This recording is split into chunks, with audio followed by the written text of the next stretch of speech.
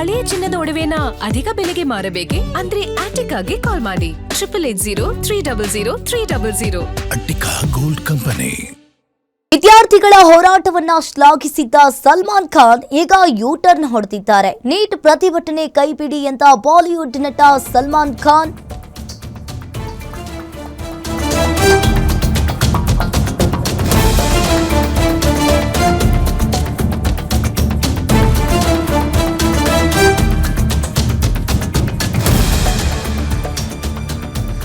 ವಿದ್ಯಾರ್ಥಿಗಳ ಹೋರಾಟವನ್ನ ಶ್ಲಾಘಿಸಿದ್ದ ಸಲ್ಮಾನ್ ಖಾನ್ ಈಗ ಯೂ ಟರ್ನ್ ಹೊಡೆದಿದ್ದಾರೆ. ನೀಟ್ ಪ್ರತಿಭಟನೆ ಕೈಬಿಡಿ ಅಂತ ಹೇಳಿ ಬಾಲಿವುಡ್ ನಟ ಸಲ್ಮಾನ್ ಖಾನ್ ಹೇಳಿರುವಂತದ್ದು. ಇನ್ನು ಪ್ರಧಾನಮಂತ್ರಿ ಕಟ್ಟುನಿಟ್ಟಿನ ಕ್ರಮ ಕೈಗೊಳ್ತಾರೆ, ತಾಳ್ಮೆಗೆಡಬೇಡಿ ಅಂತ ಹೇಳಿದ್ದಾರೆ. ಪ್ರಶ್ನೆ ಪತ್ರಿಕೆ ಸೋರಿಕೆ ಮಾಡಿದವರ ವಿರುದ್ಧ ಕ್ರಮ ಕೈಗೊಳ್ತಾರೆ, ಪ್ರತಿಭಟನೆಯನ್ನ ಕೈಬಿಟ್ಟು ಮನೆಗೆ ಹೋಗಿ ಅಂತ ಹೇಳಿ ಈಗ ಸಲ್ಮಾನ್ ಖಾನ್ ಅವರು ಹೇಳಿರುವಂತದ್ದು. ಇನ್ನು ಮೊದಲಿಗೆ ಪ್ರತಿಭಟನೆಗೆ ಸಪೋರ್ಟ್ ಮಾಡಿದ್ರು ಸಲ್ಮಾನ್ ಖಾನ್. ಈಗ ವಿದ್ಯಾರ್ಥಿಗಳ ಹೋರಾಟವನ್ನ ಶ್ಲಾಘಿಸಿದ್ದ ಸಲ್ಮಾನ್ ಖಾನ್ ಈಗ ಯೂ ಟರ್ನ್ ಹೊಡೆದಿದ್ದಾರೆ.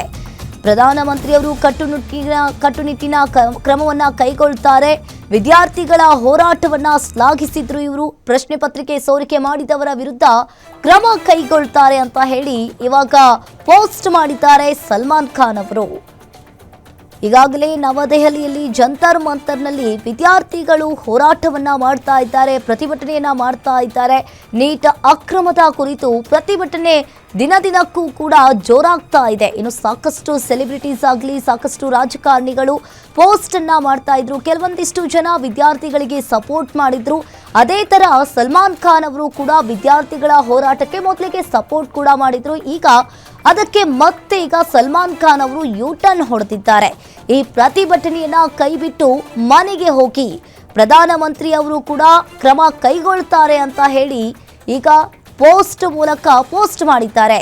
ಇನ್ನು ಇನ್ಸ್ಟಾಗ್ರಾಮ್ನಲ್ಲಿ ಸಲ್ಮಾನ್ ಖಾನ್ ಅವರು ಪೋಸ್ಟ್ ಮಾಡಿದ್ದಾರೆ.